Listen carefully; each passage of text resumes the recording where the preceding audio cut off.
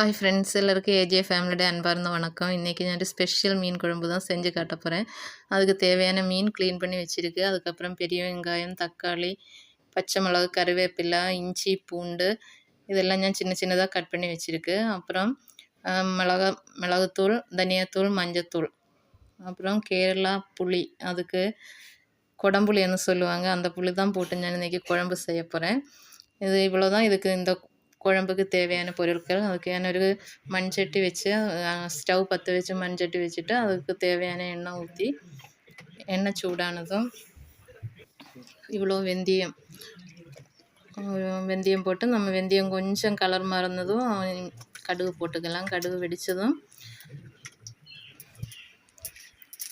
இஞ்சி பூண்டு குட்டி குட்டியாக அரிஞ்சு வச்சுருக்கல, ஃபஸ்ட்டு இஞ்சி பூண்டு போட்டுக்கலாம். அது போட்டு கொஞ்சம் கிளறி விடலாம். கொஞ்சம் இஞ்சி பூண்டு கொஞ்சம் கலர் மாதிரி கொஞ்சம் ப்ரௌன் கலர் ஆகணும். ப்ரௌன் கலர் ஆகினதும் கொஞ்சம் கிளறி விட்டுட்டு அதில் நம்ம குட்டி குட்டியாக கட் பண்ணி வச்சுருக்கணும். வெங்காயம், பெரிய வெங்காயம் ஒரு 3 வெங்காயம் எடுத்துருக்கு. சின்னதாக 3 வெங்காயம் அது சின்ன சின்னதாக கட் பண்ணி வச்சுருக்கு. அது போட்டு அதிൻ്റെ கூடவே பச்சை மிளகா, கருவேப்பிலை எல்லாமே அதிൻ്റെ கூடவே போட்டிருக்கு. இது எல்லாமே போட்டுட்டு நல்லா ஒன்றாவே எல்லாம் சேர்த்து கொஞ்சம் கிளறி விடுங்க. இதே மாதிரி கிளறின பிறகு தேவைக்கு ஸ்டவ் கொஞ்சம் ஃப்ளேம் கொஞ்சம் மீடியமாகவே வச்சுக்கோங்க. ரொம்ப லோவாக வைக்க வேண்டாம். தேவைக்கு உப்பு போட்டு திருப்பி நல்லா கிளறி விடுங்க. உப்பு போட்டால் கொஞ்சம் சீக்கிரம் அது வதங்கி வந்துடும். நமக்கு கொஞ்சம் கூட கொஞ்சம் மஞ்சத்தூள் போட்டாலும் கொஞ்சம் சீரம் வதங்கிடும். உப்பு மட்டும்தான் இப்போ போட்டிருக்கு. அதுக்கு இந்த அளவுக்கு வதங்கினா போதும். வதங்கினதும் நம்ம மஞ்சத்தூள், மிளகுத்தூள், தனியாத்தூள் இது 3 சேர்த்து ஒரு சைடில் போட்டுட்டு இது ஃபஸ்ட்டு அப்படியே கொஞ்சம் கிளறி எடுக்கலாம். அப்படி பண்ணியால் கொஞ்சம் கலரும் நல்லதாக வரும். நமக்கு அந்த ஒரு ஃப்ளேவரும் கொஞ்சம் நல்லா இருக்கும். அதுக்கு எல்லா குழம்புக்கும் நான் இப்படி தான் பண்ணுவோம். அது அந்த மாதிரி தனியாக கிளறி எடுக்கும். அதுக்கப்புறம் இதே மாதிரி ஒன்றாவே வதங்கி வெங்காயத்தோட சேர்த்து நம்ம எல்லாம் ஒன்றாவே மிக்ஸ் பண்ணி எடுத்துக்கலாம். மிக்ஸ் பண்ணி நல்லா இதுக்கப்புறம் தக்காளி போட்டுக்கலாம். தக்காளி போட்டு கொஞ்சம் நல்லா அதே மாதிரியே கிளறிக்கோங்க. கொஞ்சோண்டு கிளறி கொஞ்சம் தண்ணி ஊற்றின்னு வச்சுக்கோங்க. நமக்கு இது கொஞ்சம் சீக்கிரம் வதங்கிடும். தக்காளி கொஞ்சம் தண்ணி ஊற்றி அதே மாதிரியே நம்ம நல்லா வதக்கி எடுக்கலாம். இந்த அளவுக்கு வதங்கினா கொஞ்சம் எல்லாமே நல்லா ஜாயிண்ட் ஆகிடுச்சு. நல்லா தக்காளி, வெங்காயம் தக்காளி எல்லாமே நல்லா வெந்துடுச்சு. அது பாருங்கள், இந்த மாதிரி இருக்கணும். இந்த ஸ்டேஜ் வருന്നതുம் நீங்கள் எல்லோரும் சப்போர்ட் பண்ணியிருக்கிறதுனால தான் நான் திருப்பியும் வீடியோ போட முடியுது. திருப்பியும் உங்கள் சப்போர்ட் இருக்குன்னு நம்பிக்கை இருக்குது. எல்லோரும் சப்போர்ட் பண்ணுங்கள். எல்லோரும் லைக் பண்ணுங்கள், ஷேர் பண்ணுங்கள். சப்ஸ்கிரைப் பண்ணாதவங்க இருந்தால் சப்ஸ்கிரைப் பண்ணுங்கள். நம்ம இந்த அளவுக்கு இது ஃப்ரையாக வந்ததும் தேவைக்கு தண்ணி ஊற்றிக்கலாம். நம்ம எவ்வளோ பொருட்கள் எடுத்திருக்கோ அந்த அளவுக்கு தண்ணி எடுக்கலாம்.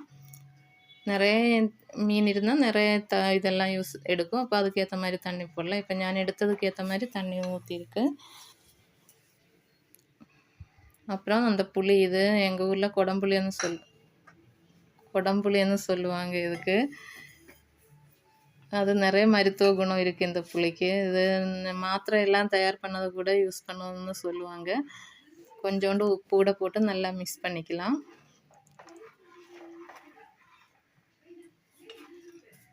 நல்லா மிக்ஸ் பண்ண பிறகு கொஞ்சம் நேரம் நம்ம அப்படியே மூடி போட்டு எல்லாம் நல்லா மிக்ஸ் ஆயிடுச்சு. அதுக்கப்புறம் கொஞ்சம் நேரம் மூடி போட்டு நல்லா கொதிக்க விடலாம். அதுக்கப்புறம் தான் நம்ம மீன் போடணும். நல்லா கொதிச்சிச்சு. கொஞ்சம் அடிபிடிக்காமல் கொஞ்சம் கிளறி விடுங்க. நல்லா கொதிச்சிச்சு. இந்த மாதிரி இந்த கொதி வந்ததுக்கப்புறம் இந்த மாதிரி கொதித்ததுக்கப்புறம் நம்ம மீன் போட்டுக்கலாம். அது நல்லா கட் பண்ணி க்ளீன் பண்ணி வச்சுருக்கிற மீன் நல்லா ஒன்றா போட்டு விடலாம். இதே மாதிரி எல்லா மீனும் ஒன்றா போட்டுக்கோங்க. இது ஏன்னா அயில மீன் தான் வாங்கி யூஸ் பண்ணிகிட்ருக்குது. சின்ன ரொம்ப பெருசும் இல்லை, ரொம்ப சின்னதும் இல்லை, மீடியம் சைஸ் அயில தான் இதுக்காக போட்டு வாங்கியது. எல்லா மீனும் இதே மாதிரியே நம்ம போட்டு விடலாம். அப்படியே நல்லா எல்லாம் குழம்புக்குள்ளே போன மாதிரி எல்லாமே நல்லா ப்ரெஸ் பண்ணி விடுங்களேன். விட்டுட்டு அப்படியே மூடி போட்டு இது ஒரு கொஞ்சம் நேரம் அப்படியே திருப்பியும் வேக விடணும். அது திருப்பி நம்ம ரொம்ப நேரம் கிளறக்கூடாது. மீனெல்லாம் உடஞ்சி போயிடும். பொடிஞ்சிடுவாங்க. அதனால அப்படியே ப்ரெஸ் பண்ணிவிட்டு மூடி போட்டு கொஞ்சம் நேரம் வேக வச்சுக்கலாம். இப்போ மீடியம் ஃப்ளேமில் தான் இருக்குது. இப்போ நல்லா வெந்துருச்சு மீன். நம்ம திறந்து பார்த்துக்கலாம். நம்ம கரண்டி போட்டு கிளறக்கூடாது, மீன் பொடிஞ்சிடும். அதனால் கொஞ்சோண்டு உப்பு தேவைக்கு உப்பு போடுங்க. தேவை இருந்தால் மட்டும் போட்டால் போதும். நம்ம 2 தடவை போட்டிருக்கு.